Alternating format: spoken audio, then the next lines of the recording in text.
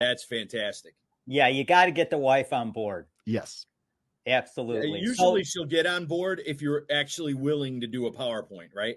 Correct. Yeah, that helped. That showed a lot. Yes. And put my tail between my legs and started from scratch. And I knew it was a good decision. And I just, I had a good job at the time. It started out, like made not very much money, worked my way up and was making really good money. So she was like, why are you doing this when you have a good job and we're sitting well financially and the future looks bright at this company? But I wanted more and I wanted the longer term vision. I just did not do a good job of portraying that to her. Yeah. And, your initial goal of 10 rental properties in 10 years is relatively modest.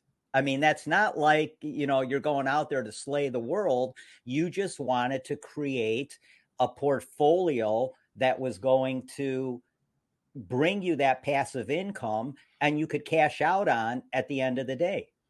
Yeah, Am I right? You're right. Yeah, no, I didn't have the proper like mindset or vision or maybe confidence even at the time to accomplish what, most of us and can really accomplish. The original goal was not to end up even quitting my job. The original goal was just to have this on the side. And I think we met one of Lucas's dad friends who had 35 rentals at the time. And we're like, he's the richest guy we know. And we're like, well, let's start to get into rentals a little bit. And one a year seems reasonable with, full-time jobs. And we hadn't started families yet, but we're in the process of getting ready to do that. So it just seemed like a reasonable goal that even if that is your goal, it's modest, but anybody listening, if they buy 10 rental properties in the next 10 years, they are going to be financially set, and their kids and probably their great grandkids are going to be set with the wealth and equity that's created over time with owning real estate. And even 10 of them will make a huge financial dent.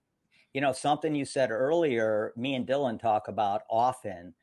A lot of people out there think you have to put 20% down in order to buy a property, which is of course not true, even if you're buying it as an owner occupant, but even more so if you want to go into the investment sphere, niche, whatever you want to call it, like you did, Sam. There's a lot of ways to do that creatively. And, one of the reasons I wanted to have you on was kind of selfish because I've been doing this 23 years, right? But I've been your typical, real estate guy, helping people buy and sell homes. I've done about 15 flips on my own. I'm comfortable in all. As a matter of fact, lately, as I get older, I'm not comfortable unless I'm uncomfortable. You know what I'm talking about? Mm-hmm. It's like, I just, I want to, there's more I want to do, especially as you have less runway in front of you than you do behind you.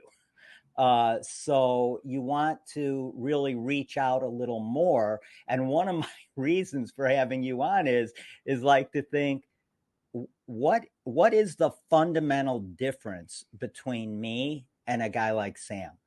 What is that fundamental difference that, look, basically, I know all the talk tracks. I've done it. I've done it for other people, and I've done flips on my own. I've never really gotten into wholesaling, but I know that you're kind of all over. You do a lot of things. I mean, you have rental properties, you have apartment complexes, you have storage facilities, which I think is a huge thing. And one thing I want to touch on with you as well today is downtown metropolitan areas are going to be going through a major change in the next, I would say, 5 to 8 years, because nobody's coming back to the office, and these companies are no longer renting out 40,000 square feet of it to have everybody in there. So they are going to need to repurpose this space. What exactly is your feeling about that, and how can someone like you or I take advantage of that? Yeah, no, I love it. I think where there's, movement and where there's change is where you need to go, where most people go the other way, right? Everybody's like, get out of commercial. It's a dying industry for all the reasons you said, with technology as well as after the pandemic, people working away from home. So people working at home, I do think it's a huge opportunity. And like everything else, I tend to, take a little bit of pride in the fact that I'm able to have perspective, right? A lot of people have, their perception. Perception is like, how is it affecting you? You see the world through your lens only as perception, and that's reality for you, and that's fine.